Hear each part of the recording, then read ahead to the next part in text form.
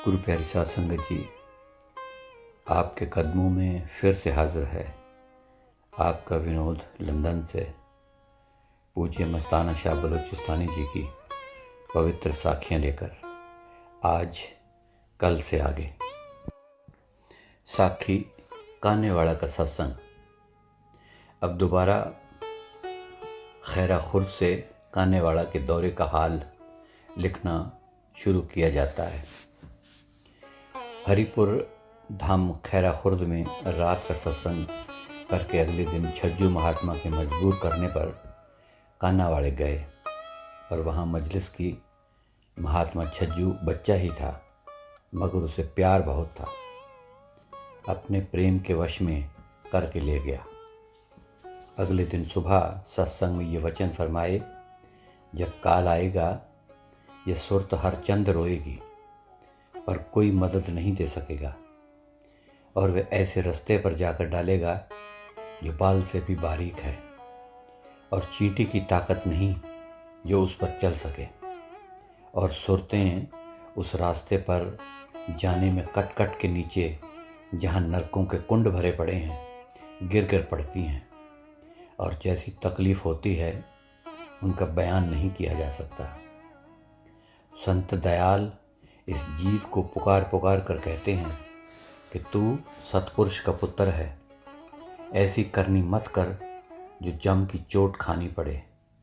पर यह जीव नहीं मानता है और संतों के वचन की प्रतीत नहीं करता है। वही काम करता है जिससे जम की चोट खावे। संतों को इतनी ताकत है कि चाहें तो इसको जबरदस्ती मना सकते हैं और जम को भी हटा सकते हैं, पर वो अपनी दयालुता का अंग नहीं छोड़ते हैं। सिवाय वचन के और किसी तरह के जीव को नहीं ताड़ते हैं। जो बड़भागी हैं वे उनके वचन को मानते हैं और जो अभागी हैं वे नहीं मानते हैं। 15 फरवरी 1954 सुबह का सत्संग करके आपने नाम दिया। छज्जू राम के सब परिवार ने नाम लिया। उनके चाचा हेतराम ने भी नाम लिया, मगर उसका बाप रामचंद्र नाम न लेता था क्योंकि वह गांव का नंबरदार था और अफसरों से मिलता जुलता था। नामदान के मौके पर वह अपने गेहूं के खेत में एक बोरी के नीचे छुप कर लेट गया और दोपहर के बाद लगभग 2 बजे घर आया। उसके भाई हेतराम ने कहा कि तू नाम ले ले। उसने कहा कि मुझे नाम न दिलवा, थानेदार मेरा यार है, वह शराब पिला देगा। खैर उसको सब ने लड़ झगड़ कर मनाया और पूज्य शाह मस्ताना से उसको नाम देने के लिए विनती की। आपने फरमाया कि यह काल का खाजा है, इसे नाम नहीं देंगे। सब ने मिन्नत की, कहा कि ये नंबरदार है, अगर नाम ले ले तो सब ठीक हो जाएगा, क्योंकि वह ख़ास प्रेमी लड़के का बाप था। इसलिए मस्ताना जी ने मजबूर होकर उसको नाम बख्श दिया। पूज्य मस्ताना जी ने हेतराम को फरमाया कि इसने 15 दिन तक चोला छोड़ जाना है, इसे अकेला न छोड़ना वरना जमदूत ले जाएंगे। ठीक 15 दिन के बाद जब उसने चोला छोड़ना था, उस समय हेतराम रोटी खाने अपने घर गया हुआ था। रामचंद का बड़ा लड़का मोतीराम मौके पर था। रामचंद को उसका भाई हेतराम नाम याद कराया करता था।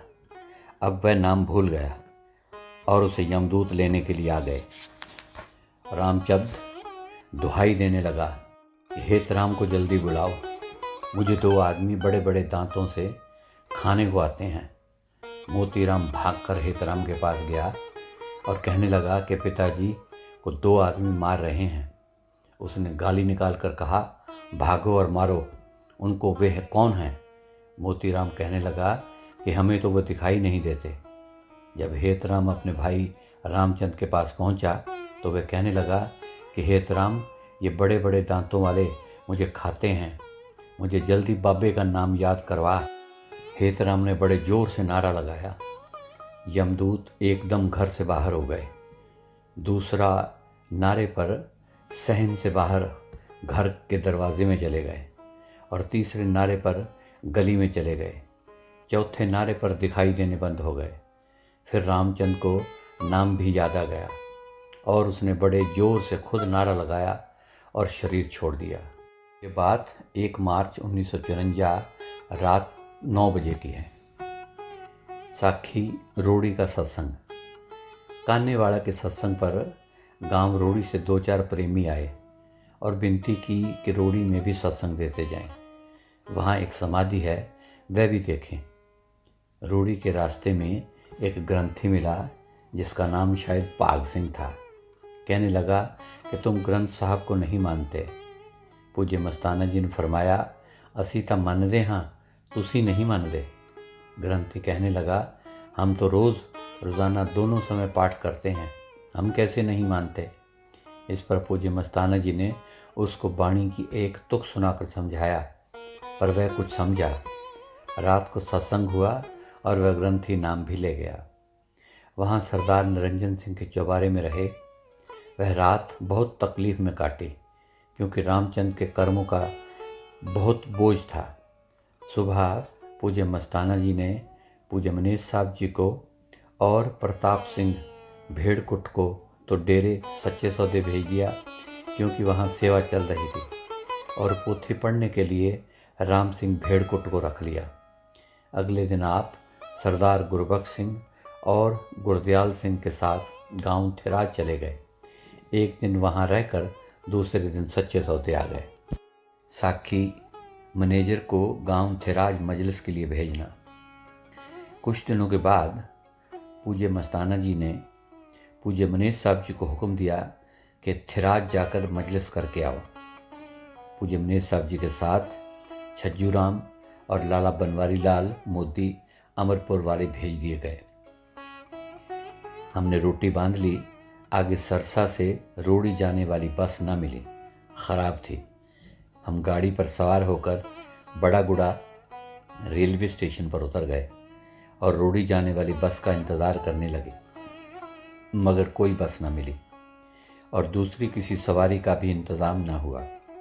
भूख लगने पर हमने रोटी खाई, मगर पानी पीने को न मिला। आखिर हम शाम की गाड़ी से सच्चे सौदे वापस आ गए। पूज्य मस्ताना जी ने हमें बहुत लानते मारी कि रात को पैदल ही क्यों नहीं चले गए। साखी इस गुनाहगार को सचखंड बख्शना, यानी कि पूज्य मनीष साहब जी को सचखंड बख्शना। इस दौरे के बाद पूज्य मस्ताना जी कुछ दिन सच्चा सौदा में रहे। भंवर गुफा की बिल्डिंग तोड़ दी गई और वहाँ लंगर के लिए जगह बनानी शुरू कर दी गई। एक 8 कोने का चबूतरा बनवाया गया। महावारी सत्संग 7 मार्च 1954 को था। इस सत्संग के बाद आप अमरपुरा तशरीफ़ ले गए और वहाँ लगभग 1 सप्ताह रहे। वापस आकर सब जगह ख़त लिखवाए गए कि अगले सत्संग पर जो 4 अप्रैल का है, मैनेजर को सचखंड बख्शा जाएगा। संगत बहुत आई और पूज्य मनीष साहब जी को नोटों का हार डालकर सचखंड की बिल्डिंग में दाखिल किया गया। साथ महात्मा नारायण सर को भी नोटों का हार डालकर दाखिल किया गया और यह ऐलान भी किया गया कि आज से मैनेजर सचखंड पहुंचने का अधिकारी हो गया है। पूज्य मनीष साहब जी के पिताजी इस सत्संग पर आए हुए थे। उनको एक पगड़ी और एक खुंडी जिस पर चांदी की सम चढ़ी हुई थी बख्शी गई। उस पगड़ी को बांध कर और खुंडी को लेकर वे जहाँ भी जाते हर काम में सफलता प्राप्त करते। इससे पहले 23 मार्च 1951 को मस्ताना जी ने उनको एक ख़त में रसीद लिख कर दी थी कि मौत के समय आपकी ज़रूर संभाल होगी और आप जो मुंह से मांगोगे वही मिलेगा। साखी पूज्य मस्ताना शाह का अनामी गुफा में जाना। पूज्य मनीष साहब जी को सचखंड बख्शने के बाद आप बंद गुफा में चले गए, जिसको बाद में अनामी गुफा कहा जाता था। उसमें कुछ परिवर्तन किए गए और उसके आगे बरामदे वगैरह बनवाए गए। दौरा अमरपुर। इसके बाद आप अमरपुर चले गए, वहाँ सत्संग रखा और महात्मा धर्मदास को भेजा कि गदराना की संगत को सूचना दे दे। वह रात भर सरदार मल सिंह के घर रहा। वहाँ से कबीर, पलटू, दादू और सुंदर सिंह सत्संग के लिए आए। रास्ते में धांगड़ के बस अड्डे पर छज्जू महात्मा भी मिल गया। वे पांचों लाला बनवारी लाल मोदी के घर रहे। पूज्य मस्ताना जी के पूछने पर उन्होंने बताया कि आनंदपुर धाम में एक गुफा और एक कमरा बनाया गया है। इस पर फरमाया कि अच्छा, हम आएंगे। चलो, बैठने के लिए जगह तो बन गई, किसी घर तो नहीं जाना पड़ेगा। साखी दौरा गुजराना। 2 मई 1954 के सच्चा सौदा के सत्संग के बाद आप आनंदपुर धाम गुजराना चले गए। वहाँ से उन्होंने आपके लिए एक रथ लक्कड़वाली के स्टेशन पर भेजा, मगर आप पैदल ही गुजराना गए। गुफा देखी जो 4 फुट खड्डा खोदकर बनाई गई थी और उसकी छत ज़मीन से 4 फुट ऊंची थी, यानी छत से फर्श का फासला 8 फुट था। आगे एक कमरा था। गुफा में कमरे से होकर जाना पड़ता था और झुककर जाना पड़ता था। एक तो पौड़ी भी कमरे में थी, इसलिए गुफा की छत गिरवाकर ज़मीन से 10 फुट ऊंची कर दी गई और कमरे की छत के बराबर बना दी गई। पूज्य मनीष साहब जी को बुलाकर गार्डर और फट्टों का इंतज़ाम करवाया। साथ एक लकड़ी की पौड़ी, बाल्टी और दूसरा कुछ सामान मंगवाया। वहाँ पानी कम मिलता था। कुएं में से पानी निकालकर बड़ी मुश्किल से काम चलता था। पूज्य मस्तानंद जी के लिए खुशीराम वज़ीर साहब एक गागर पानी की सरसा से लाते और लक्कड़वाली स्टेशन पर तो उतरते। वहाँ से सरदार करम सिंह स्टेशन मास्टर उनके साथ हो लेते। वैसे उनके लिए एक ऊँट गुजराना से ज़रूर भेजा करते। वहाँ कई महीने रहे। सच्चा सौदा आकर महावारी सत्संग फरमाते और सबको हिदायत कर जाते। एक बार पूज्य मनीष साहब जी को बुलाया और आनंदपुर धाम के अफसर मुकर्रर किए गए, जो इस तरह थे। नंबर 1 जंग सिंह गवर्नर, नंबर 2 करम सिंह मोहतिम साहिब, नंबर 3 उत्तम Singh Giani Lat Sahab, number 4 Nahar Singh Modi, number 5 Mal Singh Mukhi, number 6 Pag Singh viceroy, number 7 Munshi Singh जज Sahib, number 8 Bachan Singh deputy, number 9 Kansa Harijan colonel, number 10 Pratap Singh Harijan colonel, number 11 Hakam Singh Wazir, number 12 Hari Singh deputy police, number 13 Jagir Singh Rai Sahab, number 14 Ponna Singh Chaudhary, number 15 Nand Singh नंबरदार। ये वैसे पहले भी गांव का नंबरदार था। सरदार नाहर सिंह के लड़के का नाम हरनेक सिंह था। पूज्य मस्ताना जी ने पहले उसका नाम प्रेम सिंह रखा। यह उसके दादा के नाम की वजह से फिर गुरमुख रखा। यह सरदार नाहर सिंह के नज़दीकी भाई डिप्टी बचन सिंह के बाप का नाम था, इसलिए उसका नाम दादू रखा। सुंदर सिंह का नाम ध्रुव रखा। भगवान दास का नाम पहले नंदराम था, फिर पलटू रखा। वह अपने पिता का इकलौता लड़का था। उसके पिता ने अर्ज़ की कि इसको समझा कर घर भेज दें, बुढ़ापे में मेरी सेवा कौन करेगा। इस पर पूज्य मस्ताना जी ने फरमाया कि यह तो हमारे पास आने से पहले ही भक्ति में लगा हुआ है और अब असली भक्ति में लगा है। हम इसकी भक्ति नहीं छुड़ा सकते। अगर ज़रूरत हो तो तुम्हें जितने पैसे चाहो दे सकते हो। क्या 20,000 दे दें? उसने कहा, जी पैसे तो बहुत हैं। साखी आवे का उठाना और डेरा बनना शुरू होना। डेरे वाली जगह पर एक बहुत पुराना आवा था, जो लगभग 25 फुट ऊंचा और 50 करम लंबा व 50 करम चौड़ा था। सब संगत को हुक्म दिया कि इसको उठाकर साफ कर दो और ज़मीन को बराबर कर दो। फिर उसके इर्द गिर्द बाड़ लगवाई और खुद बाड़ करना सिखाया। आप बाड़ बहुत मजबूत करवाते थे और अक्सर फरमाया करते थे कि बाड़ मजबूत तो डेरा मजबूत। उसके बाद कच्ची ईंट बनवाकर गुफा के कमरे के साथ लंगर बनाने के लिए एक कमरा और उसके साथ एक सेहन बनवाया। फिर कालामाली से ऊँटों पर पक्की ईंटें लानी शुरू कर दी। उनकी कीमत रोज़ाना भेज देते। फिर एक गोल गुफा बनानी शुरू की, लक्कड़ वाली से हरी सिंह मिस्त्री को बुलवाया। वह एक अच्छा कारीगर था। वह सारा दिन ईंटों की चिनाई करता था और उसके जाने के बाद पूज्य मस्ताना जी ईंटें उखड़वा देते। उसको रोजाना 4 रुपये मजदूरी देते। उन दिनों यही रेट था। 4 दिनों के बाद वह काम करने से इनकार कर गया। कहा कि मैं माना मिस्त्री हूँ, लेकिन आपको मेरा काम पसंद नहीं। जो ईंटें मैं लगाता हूँ आप उखड़वा देते हो।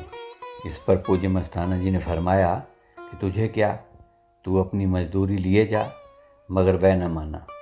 फिर किसी और मिस्त्री से काम करवाया। उस गुफा पर दोहरी डाट लगवाई और ऊपर से सीमेंट का मोटा मोटा प्लास्टर करवा दिया। फिर खुश होकर फरमाया, वाह भाई वाह, बहुत मजबूत बन गई है। साखी प्रेमियों के लिए गुफाएं। इसके बाद प्रेमियों ने विनती की कि वह भी अपनी अपनी गुफा बनाना चाहते हैं और 36 आदमियों के नाम लिखवाए गए। गुफाओं के लिए खड्डे खोदे गए और फिर बंद करवा दिए गए। फरमाने लगे कि गुफा में बैठना बहुत मुश्किल है। फिर 5 गुफाएं बनवाई जो पुराने महात्माओं लाला रखियाराम दिल्ली, मक्खन लाल दिल्ली, हुलासी राम दिल्ली, लाला देवी दयाल रोहतक और नेकी राम के लिए रखी गई। उन दिनों काम की अधिकता के कारण एक दिन संगत के लिए रोटी का प्रबंध न हो सका।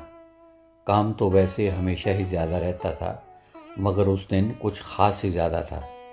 सरदार मल सिंह मुखी की औरत ने पूछा कि क्या वह रोटी बना लाए। उसकी रोटी मंजूर फरमाई गई। वह ज़रूरत से ज़्यादा रोटी बनवा लाई। जो रोटी बाकी बची उसको सुखा देने का हुक्म दिया गया। यह ख़ास प्रेम की खुराक है, हम खाते रहेंगे। कुछ रोटियां सच्चा सौदा और अमरपुर में भेज दी गईं। आप मालिक के नाम पर लाखों खर्च कर देते थे, लेकिन मालिक के बख्शे हुए खजाने के 1 पैसे का नुकसान भी बर्दाश्त न करते। यही सब फ़कीरों का असूल रहा है। पूज्य मनीष साहब जी बताते हैं कि मुझे याद है कि परम संत सावन शाह के समय ब्यास डेरा में हमने खुद सूखी और कूटी हुई रोटियों का मीठा दलिया खाया है। साखी सच्चा सौदा का सत्संग। ये सारा काम 1 महीना भर में हुआ। फिर सच्चा सौदा का सत्संग आ गया जो 5-6 जून का था। गुदराना से आते हुए बीबी नंद कौर के लिए फरमाया कि इसकी शक्ल एक देवी जैसी है, इसकी शादी नहीं करनी। चुनाचे उसने शादी नहीं करवाई। वह आज तक हुक्म की पाबंद है और अच्छा भजन करती है। उसकी एक छोटी बहन भी है, उसने भी शादी नहीं करवाई और वह भी अच्छी तरह भजन करती है। दादू को भी शादी करवाने से मना किया था, मगर उसको मजबूरन शादी करवानी पड़ी। डेरे की सेवा के लिए वहाँ महात्मा नेकी राम और पलटू को छोड़ आए। साखी महात्मा प्रेम का लगना। इसका पहला नाम संता सिंह था। उसकी उम्र बहुत छोटी थी और स्कूल में पढ़ता था। जिस समय आवा के ठीक करने की सेवा चल रही थी, उसमें बहुत से मर्द और बीबियां लगी हुई थीं। इर्द गिर्द कुछ हिस्से पर बाढ़ लगी हुई थी। पूज्य मस्ताना शाह कुछ दूर खाट पर लेटे हुए थे और पैरे पर सरदार मल सिंह थे। प्रेम चाय लेकर पूज्य मस्ताना जी को देने लगा तो पैरे वाले ने रोक लिया और आगे न जाने दिया और उससे चाय की लुटिया लेकर खुद देने गया। इतने में पूज्य मस्ताना जी उठ बैठे और प्रेम को देखकर कहने लगे, ये लड़का कौन है?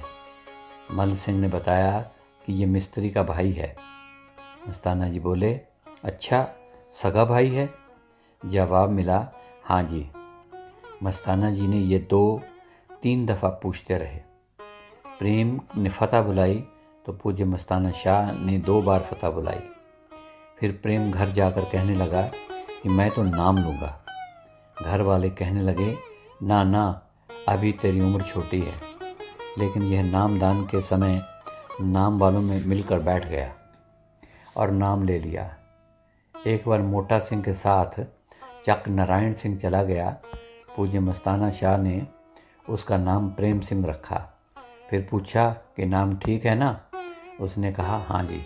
फिर 2-3 बार यही बात पूछते रहे। साखी बाबू खेमचंद। आपने पहले किसी अच्छे पहुँचे हुए संत से नाम लिया हुआ था। उनके बहनोई जयगोपाल ने उनसे पूज्य मस्ताना जी का जिक्र किया और डेरा सच्चा सौदा में ले आए। उस समय सेवा चल रही थी। पूज्य मस्ताना शाह डंगोरी के साथ हाथ में लिए सेवा करवा रहे थे। पूज्य मनेश साहब जी थोड़ी दूर पर खड़े थे। उनका जलाल भरा चेहरा देखकर खेमचंद हैरान सा हो गया और सोचने लगा कि अगर उसे पहले मालूम होता तो इनसे नाम लेता। फिर एक तो सत्संग सुनकर नाम की ख्वाहिश पैदा हुई और नाम की बख्शिश करने के लिए विनती की। पूज्य मस्ताना शाह ने फरमाया कि अच्छी तरह सोच ले। फिर फरमाया कि अगले सत्संग पर देंगे और 6 जून 1954 को उसको नाम बख्श दिया। उसी वक्त उनसे नाम दोबारा सुना और हुक्म दिया कि बाकी की संगत को नाम पक्का करवा दो। यह ड्यूटी उनकी आखिरी दम तक रही। बाद में फरमाया कि खेमा तेरा नाम बदलेंगे। अगले ही दिन संगत को खूब मालपूड़े खिलाकर खेमचंद का नाम कबीर और उसकी औरत का नाम लोई रख दिया। इसके बाद लंगर का इंचार्ज भी इन्हीं को बना दिया गया।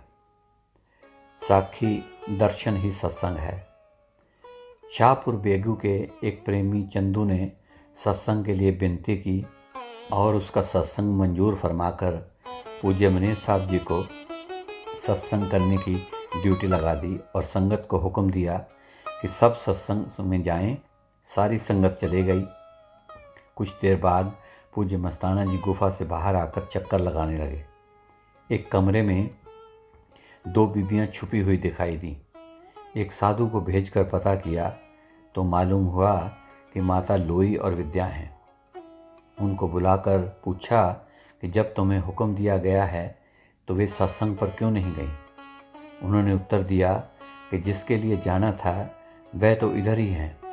हमारा सत्संग तो साईं जी के दर्शन ही हैं। पूज्य मस्ताना जी ने बहुत खुश होकर फरमाया, बल्ले बल्ले, तो वरी ऐसा सोचती हैं। साखी सच्चा सौदा की ज़मीन का इंतकाल। अब तक सच्चा सौदा की ज़मीन ऐसे ही पड़ी थी। किसी के नाम इंतकाल नहीं हुआ था। ये ज़मीन एक पंडिताइन की कही जाती थी। उसने सच्चे पातशाह परम संत सावन शाह जी से नाम लिया हुआ था, जिसका जिक्र पहले आ चुका है। उन दिनों में ज़मीनों की चकबंदी हो रही थी। 5 व 6 जून के सत्संग पर इस महकमे के नायब तहसीलदार, शायद नाम दीनानाथ था, और हल्के का एक पटवारी राम नारायण तथा शाहपुर बेगी के सरपंच करमचंद आए और अर्ज़ की कि ज़मीन का क्या करना है। इस पर पूज्य मस्ताना जी ने फरमाया कि पंडिताइन जितने पैसे मांगे दिला दो और डेरे का इंतकाल पूज्य मनेश साहब जी के नाम कर दो। पूज्य मनेश साहब अपने नाम नहीं करवाना चाहते थे, इसलिए उन्होंने कहा कि इंतकाल पूज्य मस्ताना शाह जी के नाम पर ही होना चाहिए। आखिर उन्होंने हम दोनों के नाम कर दिया, जो तारीख़ 13/6/1954 को इंतकाल नंबर 1492 के तहत मिनी जानिब नारायणी गैर मरूसी इमारत सच्चा सौदा ज़ेरे एहतमाम मस्ताना जी चेला बाबा सावन शाह गुरबख्श सिंह पुत्र चंदन सिंह। कुछ दिनों के बाद तहसीलदार साहब और सरपंच साहब फिर आए और कहने लगे कि यह इंतकाल गलत दर्ज हो गया है। यह ज़मीन सेठ नंदलाल की है और पंडिताइन को दान में मिली है। इसका इंतकाल सेठ नंदलाल ही करवा सकता है। पूज्य मस्ताना जी ने फिर वही फरमाया कि सेठ जितने पैसे मांगो दिलवा दो और इंतकाल मैनेजर के नाम कर दो। पूज्य मनेश साहब जी इंतकाल अपने नाम नहीं करवाना चाहते थे। तहसीलदार साहब और सरपंच साहब सेठ के पास आ गए। सेठ ने कहा कि मैं हर रोज़ डेरे के पास से होकर अपने बाग में जाया करता हूँ। पूज्य मस्ताना जी बहुत अच्छे और कमाई वाले फ़कीर हैं। पूज्य मनेश साहब जी को भी मैं भली भांति जानता हूँ, क्योंकि वह हमारे शहर में बल्कि हमारे बिल्कुल नज़दीक ही दिल्ली क्लॉथ मिल्स के स्टोर के मैनेजर रह चुके हैं। और नौकरी छोड़कर पूज्य मस्ताना जी की सेवा में लगे हुए हैं। फ़कीरों की चोला छोड़ जाने पर कई प्रकार के झगड़े पड़ जाया करते हैं। खैर, आप जिस तरह पूज्य मस्ताना शाह कहें कर दो, मगर मैं ज़मीन की कीमत नहीं लूँगा। पूज्य मनीष साहब जी के मजबूर करने पर कि इंतकाल मेरे नाम ना करें, लेकिन फिर भी उसमें कुछ तब्दीली कर दी गई। इंतकाल नंबर 1513 मुवर्खा यानी कि तारीख 17/1/1955, नंदलाल बनाम इमारत सच्चा सौदा, ज़ेर एहतमाम श्री मस्ताना जी, चेला बाबा सावन शाह, पेश कुनंदा गुरबख्श सिंह, मैनेजर, इमारत सच्चा सौदा। गुरु प्यारी साध संगत जी, आज इतना ही। कल फिर कुछ नई कुछ पुरानी पूज्य मस्ताना जी की साखियाँ आप सभी के कदमों में पेश करूँगा। तब तक के लिए इजाज़त, और मेरी प्यार भरी धन धन सतगुरु तेरा ही आसरा हाजिर नाजिर जिंदा राम कबूल फरमाएं।